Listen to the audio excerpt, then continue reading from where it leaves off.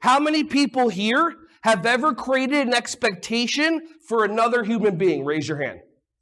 How many of you have created an expectation for another human being, never shared the expectation with them, and when they don't fulfill the expectation that they know nothing about, who are you upset at? Them. How does that make any sense? See, we do all these different things and we go through life. Anybody ever start driving, all of a sudden you kind of zone out? 10 minutes later, you're like waking back up in your car and you're driving, but who knows where you are? But you're an autopilot. Imagine if you had more access to joy and happiness.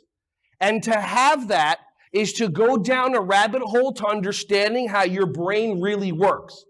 See, when you create an expectation for a human being, there's a word that we always use, and that word is should. How many of you have ever said, he should be this way, they should be this way? How many of you have parents that you have created expectations for? Expectations like they're going to pick their kids up on time? How many of you ever create an expectation that they're going to put their tuition in on time and not make excuses? And then they just do the way that they do because that's the way that they are. See, when you say the word should, what you're doing is you're shoulding all over people. Should, S-H-O-U-L-D. When you say the word should, you're creating an expectation for another human being. And then what's happening is you're setting yourself up for upset and you don't even realize it.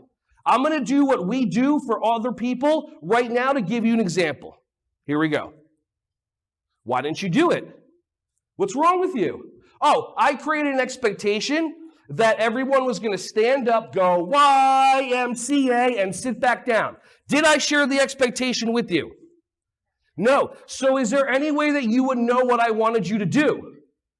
But what happens is that we create that expectation. Imagine if you changed your should to could. How many of you have teachers that text instead of calling when they're calling out? And now you're going to be out of ratio. And they should do this or they should do that. And then you notice yourself getting upset at a parent.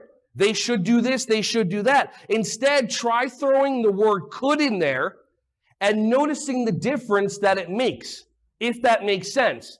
My parents should pay on time. Well, they could pay on time. My parents should pick up their kids on time. Well, they could pick up their kids on time, but then all of a sudden it's a difference and then you start responding and reacting with them differently.